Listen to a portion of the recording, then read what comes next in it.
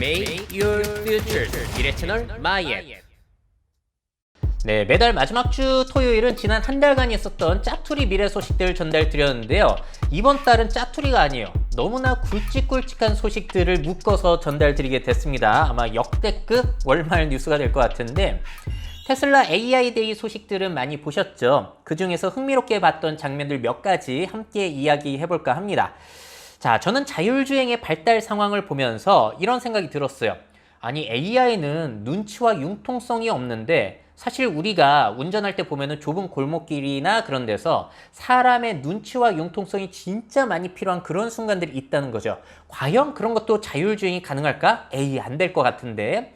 자, 근데 이번에 공개된 영상을 보시게 되면은 앞에 차가 오다가 멈추니까 테슬라가 멈칫하다 다시 가고, 또 뒤에 차가 오네? 어떡하지? 멈출까 하다가 앞에 차가 멈춰주니까 그 좁은 골목길을 삐짓고 가서 먼저 가려고 하는 모습을 보여주고 있어요.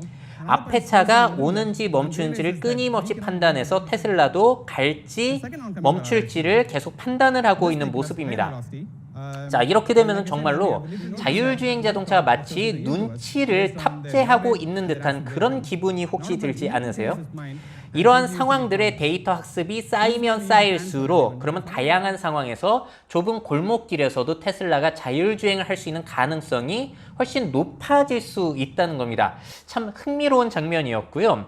자, 이러한 학습을 위해서 또 뭐를 준비했냐면은 실제와 같은 실제에서의 데이터 학습뿐만이 아니라 실제와 똑같은 시뮬레이션 공간을 만들어가지고 학습을 시키고 있다는 거예요. 자, 이 영상이 공개가 됐는데 지금 테스트 영상이라고 나오고 있고요. 앞에 갑자기 사이버 트럭이 나오는 거예요. 그래서 저는 이걸 보면서 사이버 트럭을 합성해가지고 시뮬레이션을 돌렸구나라고 했는데, 알고 보니까 지금 보신 영상 전체 환경이 다 시뮬레이션이었다는 거죠. 정말로 실제 도로와 분간이 안 되는 환경을 만들어가지고 시뮬레이션을 돌리다 보니까 다양한 학습들을 할 수가 있다는 거예요. 자, 그러니까 이게 뭐랑 비슷한 거냐면은 그 게임 GTA와 같은 그 게임 시뮬레이션 공간에 인공신경망 기술이 더해져가지고 더욱더 현실감 있는 시뮬레이션 공간을 구축했다라고 보시면 되겠습니다. 자, 그래서 오리지널 컴퓨터 그래픽에다가 뉴럴 신경망까지 넣었다는 거고요. 이게 왜 필요하냐면은 일단 맨 왼쪽 보시게 되면 고속도로에서 갑자기 사람과 개가 함께 뛰고 있는 장면, 이런 것들이 현실 세계에서 일어날 수가 없는데 시뮬레이션에서는 돌려가지고 이런 상황에서도 대처할 수 있게 해주겠다는 거고요. 두 번째 가운데 보시게 되면은 너무나 라벨링 할 게 많아요. 사람들이 겹쳐 있기 때문에 이런 것들은 일일이 라벨링이 어렵다 보니까 시뮬레이션으로 학습시키는 것이 훨씬 유리하다는 겁니다. 그러니까 실제뿐만이 아니라 시뮬레이션을 통해서 데이터를 학습해가지고 테슬라의 자율주행성을 계속 높이고 있다는 거죠. 자, 그리고 이런 소프트웨어 발전뿐만이 아니라 테슬라는 이 하드웨어 역시도 점점 더 모든 것들을 자체 개발하고 있는 모습이에요. 일단 테슬라 안에 들어가는 컴퓨터 역시도 FSD 컴퓨터라고 해가지고 자기네들이 직접 개발을 하고 있고, 이렇게 테슬라가 돌아다니면서 여러 가지 데이터를 학습하고 그런 것들을 데이터 센터에 보내가지고 또 대량으로 시뮬레이션 돌리고 학습을 시켜야 될 텐데, 그걸 위해서는 엄청난 양의 데이터를 처리할 수 있는 슈퍼컴퓨터가 필요하잖아요. 테슬라에서 슈퍼컴퓨터 도조라는 것을 또 발표를 했고, 도조에 들어가는 반도체 칩 역시도 D1이라고 해가지고 자체 개발을 하고 있다는 거예요. 소프트웨어뿐만이 아니라 하드웨어까지도 자기네들이 만들고 있다 보니 또 궁극적으로는 그래서 이런 로봇까지도 앞으로는 만들어내겠다라는 포부를 이번에 밝히게 된 거죠. 앞으로 개발하겠다라는 거고 지금 만들어진 건 하나도 없는데, 일단 목표를 말씀드리자면은 키 176cm에 몸무게 56kg이니까 사람이랑 거의 똑같다는 거예요. 이 높이라든지 무게 같은 것들이. 자, 그리고 이 로봇이 잘 만들어지면은 20kg 정도의 무게를 옮길 수 있을 거고요. 시속 8km의 속도로 달릴 수 있을 것이라고 합니다. 자, 그리고 몸무게가 56kg이 되려면 일단 소재가 경량화되는 게 상당히 중요할 거고요. 인간의 일상생활에 개입이 될 것이기 때문에 손 역시도 인간의 손과 가깝게 만들겠다라는 이야기가 있고, 자, 그리고 여기에는 테슬라의 여러 가지 기술들이 다 총망라가 되는 거예요. 지금 테슬라는 라이다도 안 쓰는 건 물론이거니와 레이더도 빼버렸잖아요. 카메라만 가지고 다 이런 것들을 처리하는데 로봇 역시도 8개의 카메라로 상황을 파악하게 된다는 거고요. 자, 그리고 컴퓨터는 또 새롭게 만드는 게 아니라 지금 테슬라에 사용이 되는 FSD 컴퓨터, 그거를 여기에 탑재하겠다는 겁니다. 자, 좀 더 자세하게 알아보자면 그래서 테슬라 자율주행차에 활용되는 자체 인공지능 기술을 탑재하고 있다. 반복적이면서 위험한 작업을 인간 대신에 수행할 수 있을 것이다. 볼트를 집어서 렌치로 차에 결합하거나 가게에 가서 식료품 사오는 일을 할 수 있을 것이다. 물론 20kg 이상은 못 들겠지만 쌀 2개, 이제 10kg짜리 2개 사면 끝나는 거죠. 뭐 그렇게까지 살 일은 없겠지만. 자, 그리고 장기적으로는 이런 로봇들이 인간의 로봇을 대신할 것이다. 물론 앨런 머스크는 이런 얘기하는 거 좋아하죠. 미래 비전적으로 정말 SF 영화처럼. 뭐 앨런 머스크라면 이 정도 얘기는 해줘야지 이제 사람들이 놀라겠죠. 이제 일상적인 얘기하면 놀랍지도 않잖아요. 그래서 또 이런 얘기를 해요. 앞으로 육체 노동은 선택이 될 것이고 하고 싶은 사람만 할 것이고 그렇기 때문에 기본소득제 논의를 해야 될 것이다 라는 이야기를 또 이 로봇을 발표하면서 얘기하고 있습니다. 참 재밌죠? 그래서 궁극적으로는 테슬라가 세계 최대의 로봇 회사가 될 것이다. 왜? 어차피 지금 테슬라도 바퀴 달린 인공지능 로봇이니까. 어떻게 느껴지시나요? 그러면서 이런 것들을 만들기 위한 팀원들을 모집하고 있다라는 구인 광고까지 냈습니다. 자, 어떻게 생각하세요, 여러분들? 정말로 테슬라가 세계 최대 로봇 회사가 될까요? 저는 개인적으로 그렇다라고 보는 입장이긴 한데요. 저는 이런 생각을 해요. 지금 세상에 나와 있는 여러 가지 공장 로봇들, 서비스 로봇들이 언제 더 쓸모 있어질 것이냐? 저는 테슬라의 자율주행 기술이 정점에 오르고 그 기술이 일반화되고 저렴해지면서 각종 소형 로봇들의 탑재가 되게 된다면은 확실히 큰 변화가 있을 것이라고 예전부터 이야기를 했던 사람입니다. 왜냐면은 지금 테슬라만큼이나 현실 공간 안에서 AI를 적용해가지고 여러 가지 상황을 대처할 수 있게 하는 회사가 여기만큼 뛰어난 기술을 가지고 있는 회사가 없기 때문에 저는 테슬라의 발전이 곧 로봇의 발전으로 이어지지 않을까라고 보는 입장이에요. 참 재미난 게 또 예전에는 구글, 아마존 발표 보면서 신기했는데 이제는 구글, 아마존에서 별로 신기한 거 안 내보내고 테슬라의 발표 정도는 봐야지 와 진짜 신기한데? 진짜 미래다 라는 생각이 드는 것 같습니다. 자, 그리고 또 로봇 얘기하면서 이 회사 빼놓을 수 없는데 또 새로운 영상이 공개가 됐죠. 보스턴 다이내믹스의 아틀라스 로봇 또 새로운 영상인데요. 야, 저는 또 저 영상 보면서 이번에는 진짜 저거 CG 아니야? 저게 실제라고? 라는 생각이 지금처럼 강하게 들었던 영상은 없었던 것 같아요. 움직임이 너무 자연스럽잖아요. 폴짝폴짝 하는 모습이 너무 사람이에요. 그리고 2대의 로봇이 나와가지고 저렇게 점프를 뛴다든지 하는 모습이 나오는데 야, 이건 진짜 CG 같다. 이게 실제라고? 라는 생각 많이 드셨을 겁니다. 요번에는 근데 좀 자세한 이야기들이 공개가 됐어요. 자, 일단 즉흥 파쿠르가 아니라 몇 달간의 루틴 개발의 결과라는 거죠. 이 파쿠르라는 말은 뭐냐면은 복잡한 지형을 막 뛰어넘는 거, 그런 것들을 이야기해요. 그래서 이거를 로봇이 갑자기 저 장애물을 한번 넘어가겠는데 스스로 생각한 게 아니라 몇 달간 루틴 개발을 한 거라고 하고요. 로봇은 자신이 보는 것을 바탕으로 레퍼토리의 행동을 적응하는 일종의 자동화 기술이 섞여 있다고 합니다. 그래서 모든 과정이 사람이 프로그래밍한 것은 아니고 몇몇의 템플릿 동작들을 개발해서 그걸 적용했다는 거예요. 그러니까 모든 것을 사람이 한 것도 아니고 모든 것을 로봇이 한 것도 아닌 중간 단계라는 거고요. 또 발표가 된 것이 손을 짚고 뛰는 동작 같은 거는 실패율이 50%나 된다는 거. 2번 하면 한 번은 실패한다는 거예요. 자, 이럴 수밖에 없는 게 척추가 일단 없고요. 약한 팔 관절 등의 특성으로 움직임이 제한적일 수밖에 없기 때문에 사람만큼이나 이런 동작을 하기란 쉽지 않다라는 것을 또 이야기를 했습니다. 자, 그리고 이 제작 과정의 영상도 이례적으로 공개가 되는데 이렇게 컨트롤 엔지니어의 모습도 나와요. 우리 판매가 되고 있는 그 스팟 사족보행 로봇만 하더라도 자율로 이동도 가능하지만 대부분 사람이 컨트롤러를 이용하잖아요. 그런 것처럼 이 로봇도 컨트롤러로 상당 부분을 제어하고 있다라는 거고요. 또 재밌던 건 뭐냐면은 저렇게 넘어지고 그런 장면이 나오는데 아니 저게 사람을 너무 닮아가다 보니까 저렇게 점프하다가 쿵 찍는다. 그럼 저도 아픈 거 있죠. 야, 그래서 이렇게 사람을 너무 닮아가니까 연민의 감정이 느껴지고 지금 너덜너덜해져가지고 로봇들이 옮겨지는 걸 보면서 인간에 의해서 끊임없이 고통을 받고 있는 거 아닌가라는 착각이 들더라는 거죠. 물론 로봇한테 이런 생각을 갖는 건 좀 이상한 생각이긴 하지만 너무 닮아가다 보니까 야, 좀 불쌍하다라는 생각이 들다라는 사실 참 재미났던 것 같아요. 자, 보스턴 다이내믹스는 이번에 분명히 했는데요. 아틀라스는 판매용이 아니라 연구용 로봇이라는 겁니다. 자, 이 아틀라스 팀을 이끌고 있는 리더 스콧 킨더스마가 이런 이야기를 합니다.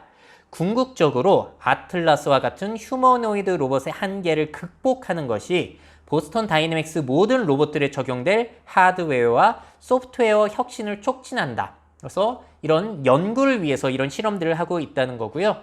자, 어떻게 생각하세요?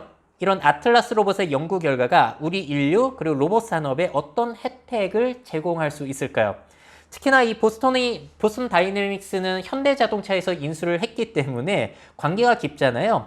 현대자동차가 앞으로 로봇 산업 비중을 20%까지 끌어올리겠다고 하는데 앞서 테슬라도 마찬가지고 현대자동차도 마찬가지고 자동차 회사는 결국에는 앞으로 미래에는 로봇 회사다. 왜냐하면 지금의 자율주행 자동차는 결국에는 바퀴 달린 인공지능 로봇이니까 그 관계를 뗄래야 뗄 수가 없겠죠. 한번 재미난 상황들 지켜볼 수 있을 것 같습니다. 자, 그리고 좀 신기한 소식이 있었어요. 아니, 엔비디아의 CEO 젠슨 왕이 4개월 전에 연설을 했는데 알고 보니까 이 중에 일부가 CG였다는 것을 4개월 뒤에 발표를 했습니다. 그래서 CNET이라든지 여러 곳에서 저렇게 보도화가 되고 있고요. 4개월 전에 공개된 영상이 저거예요. 마찬가지로 저렇게 평범하게 자신의 주방에서 여러 가지 엔비디아의 서비스들을 소개해주고 있고 제품들을 소개해주고 있는데 이 전체 영상이 1시간 48분이거든요. 근데 그 중에서 14초가량은 가짜 젠슨왕 CEO 그리고 가짜 키친이었다는 거예요. 근데 그게 정확하게 어디인지는 이야기를 안 했습니다. 그러니까 흰 소같이가 된 거예요. 여러분들 몰랐죠? 이거 그 중에서 CG 섞여 있는 거 감쪽 같죠? 라는 것을 4개월 뒤에 공개를 한 거고요. 그래서 엔비디아 블로그 가시게 되면 자세한 내용들 나와 있고 영상도 공개가 되어 있습니다.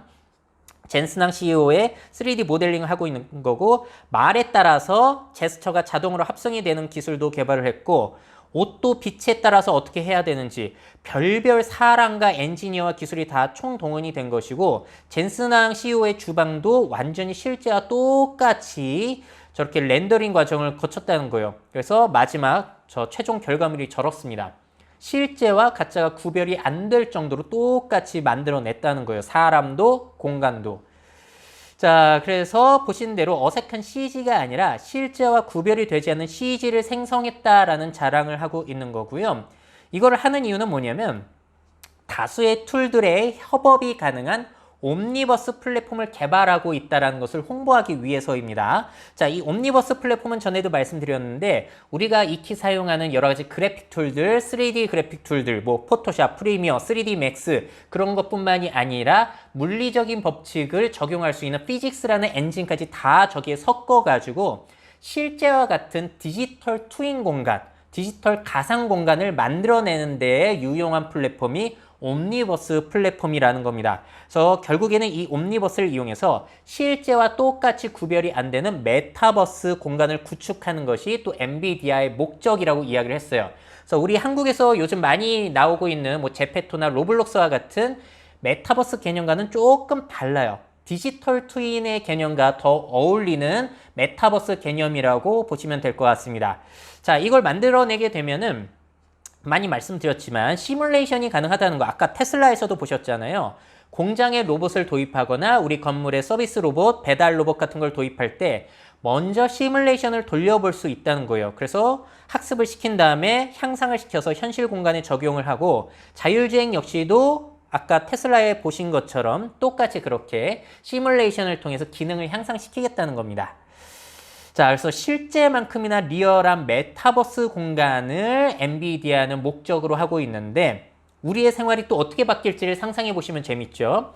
예를 들어서 공장, 로봇, 자율주행 시뮬레이션 가능해지는 건 물론이고 가상 여행, 가상 쇼핑이 실제와 똑같아진다는 거예요.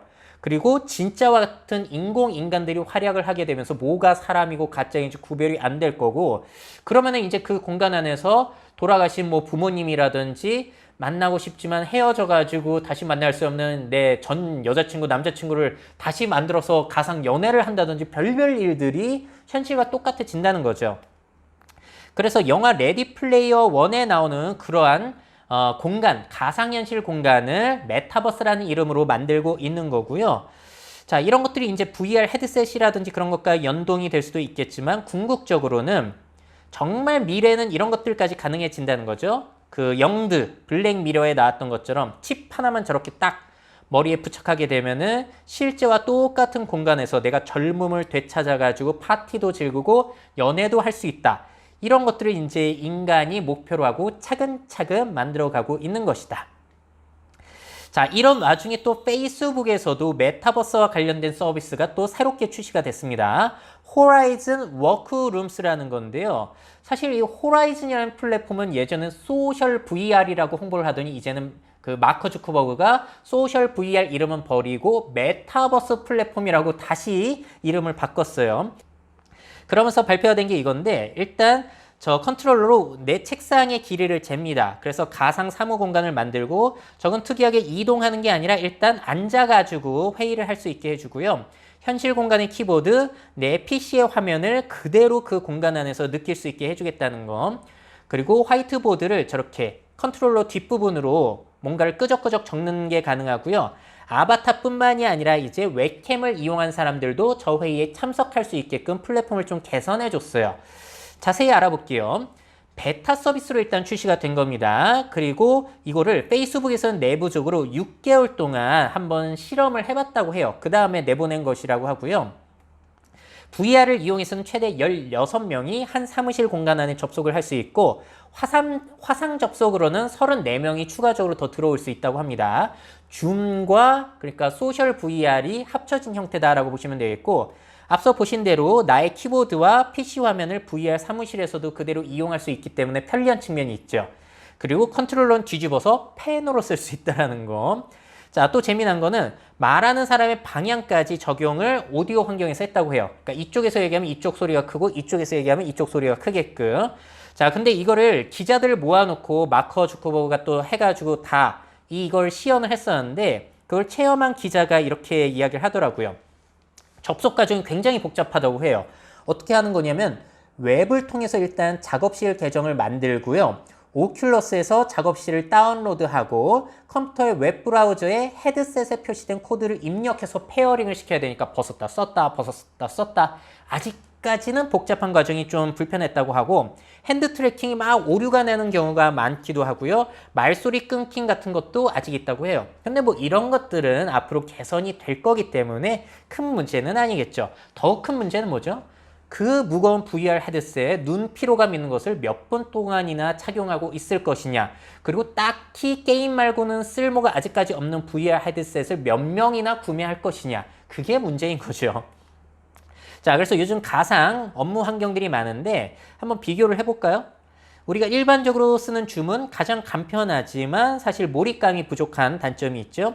게더타운은 유대감을 형성할 수 있어요. 이렇게 아바타를 이용하다 보니까. 근데 2D 캐릭터와 환경 때문에 아무래도 너무 사실적인, 극히 사실적인 그런 느낌은 좀 떨어진다라는 거. 반면 호라이즌은 보다 실제와 같아서 진짜 가치 있는 느낌을 줄 수 있지만, 이 VR 헤드셋의 피로감, 이거 과연 언제쯤 어떻게 하면은 해소가 될 것인가?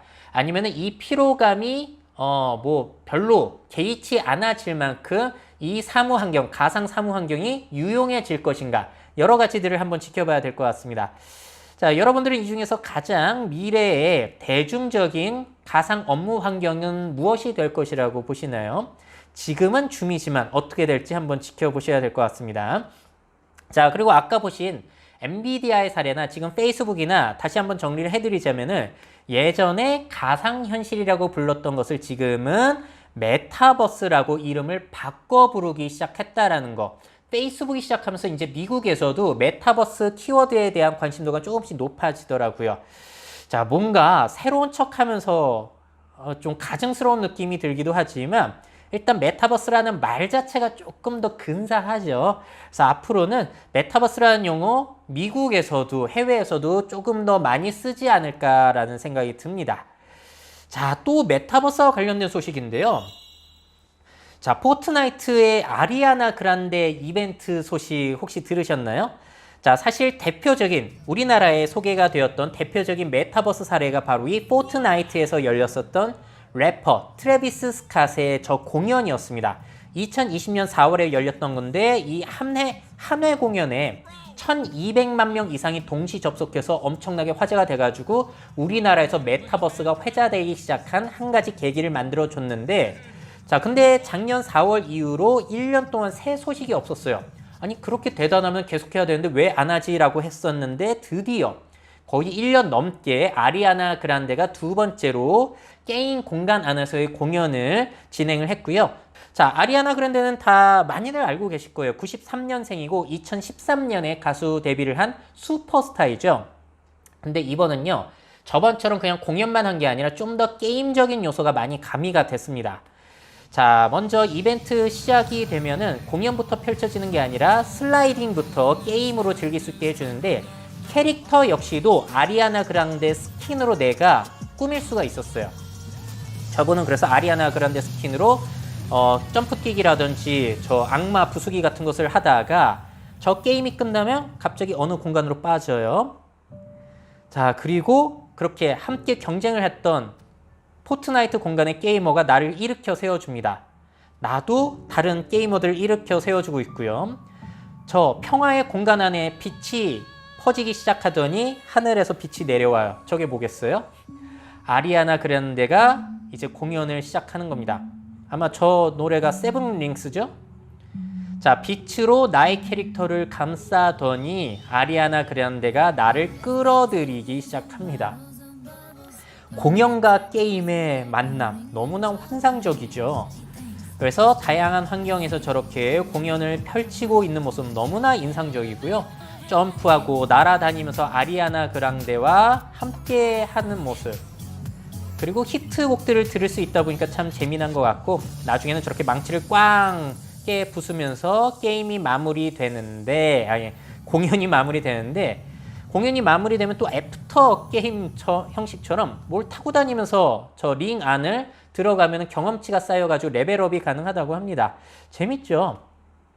자, 한계가 없는 메타버스 공연. 사실 이걸 메타버스 공연이라고 하기보다는 게임과 공연의 결합이라고 보는 게 훨씬 이해가 쉬운데 용어 자체가 중요한 건 아니에요. 이러한 시도들이 앞으로 얼마나 더 발전하게 될 것인지 그런 것들을 생각해 보시게 되면은 야, 재미난 일들이 진짜 펼쳐질 수 있겠구나라는 생각이 드실 거고, 자, 오늘 보여드린 실제와 같은 디지털 트윈 기술 있잖아요. 현실과 같은 시뮬레이션 공간, 이러한 기술들이 앞으로 원격 근무, 게임, 메타버스, 공연 뭐 이런 것들이 다 적용이 된다라고 생각한다면은 앞으로 10년 그리고 20년 뒤는 어떨 것인가, 정말로 재미난 일들이 많이 펼쳐질 수 있을 것 같습니다.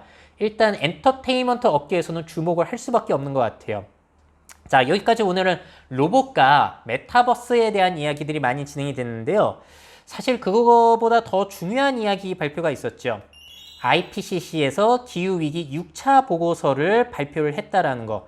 참고로 이 IPCC는 기후변화와 과학적 규명을 위해서 세계 기상기구와 UN 환경계획이 1988년에 공동으로 설립한 국제협의체입니다. 근데 이 보고서가요, 몇 페이지일 거라고 생각하세요? 이 보고서. 무려 3,949페이지에 여러 가지 데이터들이 쫙 총망라되어 있어요. 반박하기도 쉽지 않다는 거죠. 자, 여기에서 나온 주요 이야기들 많이 언론을 통해서 들으셨을 텐데, 지금의 온도 상승은 인간의 영향이다라는 것을 분명히 해줬어요. 자, 보시게 되면은 여기에서 휴먼과, 그러니까 인간과 자연의 영향만 쳤을 때 이렇게 급격하게 온도가 높아지고 있는 모습을 보이고요. 자연만 쳤을 때는 그렇게 큰 영향이 없었다는 거예요.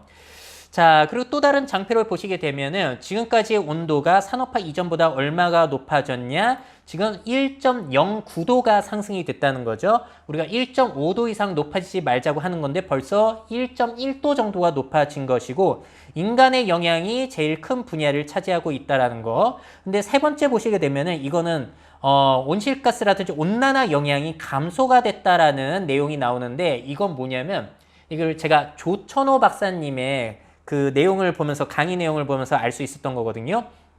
미세먼지의 증가 때문에 미세먼지 때문에 태양광이 반사가 되면서 오히려 태양광이 적게 들어와서 온난화를 좀 낮출 수 있는 영향도 있었다는 거예요. 재밌죠? 미세먼지가 온난화를 낮춘다. 자, 근데 우리가 지금 탄소 중립을 위해서 석탄 발전도 줄이려고 하고 있고 전기 자동차로 전환을 하게 되면 미세먼지가 또 줄어들 거잖아요. 그러면 당분간 온도는 더욱더 높아질 것이라는 거예요. 미세먼지가 저감이 되게 되면서. 그래서 온도가 쭉 높아졌다가 이제 탄소를 줄이게 되면은 결국에는 조금씩 낮아지지 않을까라는 이야기가 나옵니다. 재밌죠? 그리고 온난화 효과가 제일 큰 것은 뭐냐면은 역시나 이산화탄소와 메탄이 제일 큰 영향을 차지하고 있더라. 자, 그렇다면 1.5도는 언제 도달할 수 있을 것인가? 자, 이쪽 표를 보시게 되면은 이게 온실가스를 제일 적게 내보내는 시나리오고요. 이게 가장 많이 내보내는 시나리오예요. 자, 보셨을 때 요번에 발표가 났던 제일 흥미로운 부분이 2021년에서 2040년 사이에 우리들은 1.5도에 결국에는 도달할 것이다. 평균적으로 보자면 2030년경에는 어차피 도달을 할 것이라는 거예요. 아무리 줄인다고 하더라도. 자, 왜 그러냐면은 지금의 지구의 온도가 높아진 것은 지금 내뿜고 있는 온실가스 때문이 아니라 우리가 수십 년 전부터 내뿜은 온실가스가 누적이 된 영향이거든요. 왜냐면 이산화탄소 같은 경우에는 내뿜었을 때 대기 중에 100년가량 머물러 있기 때문에 지금 우리가 줄인다고 하더라도 지구 온도가 높아지는 걸 막을 수는 없어요. 그래서 2030년경 1.5도가 높아지는 건 기정사실이라고 보시면 되겠고, 만약에 우리가 가장 적게 온실가스를 배출하게 된다면은 2100년경이 됐을 때는 오히려 1.4도까지 낮출 수가 있다는 겁니다.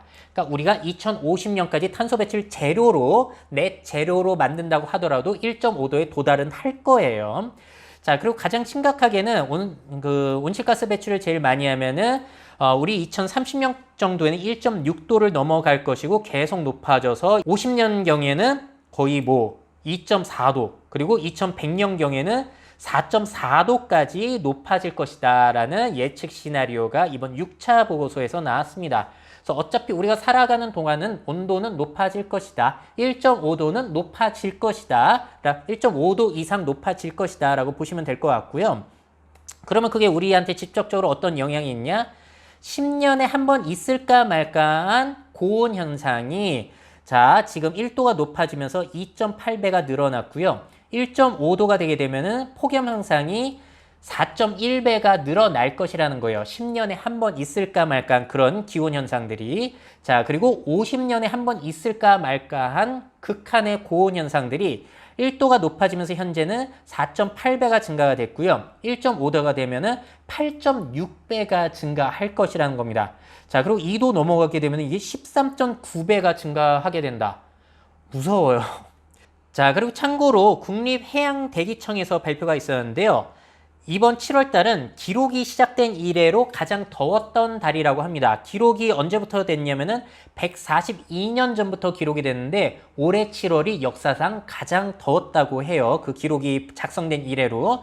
자, 원래는 2016년, 2019년, 2020년이 공동 선두였는데 이것보다 올해 7월은 0.01도가 높아서 가장 더웠던 달이라고 합니다. 극한의 폭염 상황은 계속 이어질 거예요. 자, 그리고 또 무서운 건데, 자, 10년에 한 번 있을까 말까 홍수 상황은 지금 예전보다 1.3배가 늘어났고요. 1.5도가 도달하게 되면 1.5배가 늘어날 것이다. 자, 그리고 10년에 한 번 있을까 말까 한 이 가뭄 상황은 현재 1.7배가 늘었고 1.5도가 늘어나게 되면 2배가 늘어날 것이다. 만약에 2도씨를 찍게 되면은 2.4배가 늘어날 것이다. 홍수와 가뭄이 늘어나는 것도 우리가 피할 수 없는 건데 이거는 폭염 상황보다는 그렇게 빈도수가 많이 늘어나지는 않습니다. 그래도 피해 규모는 훨씬 클 수가 있겠죠. 특히나 어디에? 우리의 식량 가격에. 한국 같은 경우에는 근데 아시겠지만 식량 자급률이 굉장히 낮은 나라예요. 특히나 식량만 보자면은 우리의 자급률이 절반이 채 되지 않고 나머지 절반은 수입을 해온다는 거고요. 그 중에서 특히나 곡물 같은 경우는 자급률이 21%밖에 되지 않아요. 또 다른 자료를 보시게 되면은 우리가 보통 미국, 브라질, 아르헨티나, 호주 이런 나라에서 수입을 해오고 있는데 만약에 이 나라에서 가뭄이나 홍수 때문에 작황이 안 좋아지게 된다면은 우리나라로의 수출을 금지할 수도 있겠죠. 수출을 중지할 수도 있다는 거예요. 자, 우리나라 같은 경우 특히나 밀은 전량을 수입한다라고 보시면 되겠습니다. 그러면은 만약에 러시아, 미국 이런 나라에서 밀을 우리나라에 수출을 안 해준다? 그러면은 우리 밀가루 들어가는 라면, 빵, 과자 그런 것들 가격이 엄청나게 뛸 수밖에 없는 거예요. 그래서 결국에 밀의 제일 중요한 산업 중에는 식량 산업이 빠질 수가 없는 것이고 이러한 기후 위기가 국가적인 재난 상황 그리고 전쟁까지 식량 안보 상황까지도 이어질 수 있다라는 가능성 이야기가 나오고 있습니다. 무섭죠? 그래서 오늘 나온 시뮬레이션이고 메타버스건 그게 중요한 게 아니라 사실 이 내용이 제일 중요하지 않은가라는 생각이 듭니다. 자, 자연재해가 앞으로 더욱 많아질 것임에는 분명해요. 우리가 살아있는 동안에는 과연 우리 미래에 어떤 영향을 끼치게 될까요? 곡물 가격은 상승이 될 것이고 해외 식량 수출 중단으로 인한 혼란 그리고 저개발 국가에서의 심각한 타격 때문에 난민이 발생이 될 것이고 그들이 테러를 일으킨다면 전쟁을 일으킨다면 어떻게 할 것인가? 고온 날씨의 증가로 인해서 우리 노곤노곤해지잖아요. 일하기 싫어요. 생산성의 감소라든지 고령자들의 그 건강적인 문제들 그리고 잦은 재난으로 인해서 국가 재원들이 거기에 소모가 되는 현상들 기업에게는 어찌 보자면은 이러한 기후 재난을 예측하는 것이 사이버 보안만큼이나 필수가 될 수도 있겠다. 그래서 그러한 기후 재앙을 예측할 수 있는 클라이밋 테크, 기후 기술들에 대한 내용들을 제가 전에 소개해 드리기도 했죠. 관심 있으신 분들은 보시면 좋을 것 같습니다. 자, 이렇게 해서 8월 달에 있었던 놓쳐선 안 될 소식들을 전달 드렸는데 너무 굵직굵직하죠. 그래서 하나하나 따로 떼놓고 했어도 되는데 제가 바빴어요. 그리고 제가 좀 게으르기 때문에 모아가지고 전달을 드렸습니다. 자, 그럼 저는 또 다음 달에 짜투리 소식들 진짜 모아가지고 전달 드리도록 할게요. 미래 사회 변화를 업데이트하고 싶으신 기업 및 기관, 그 밖에 미래 트렌드 교육이 필요하신 분들은 myf21 네이버닷컴 이메일로 연락주세요.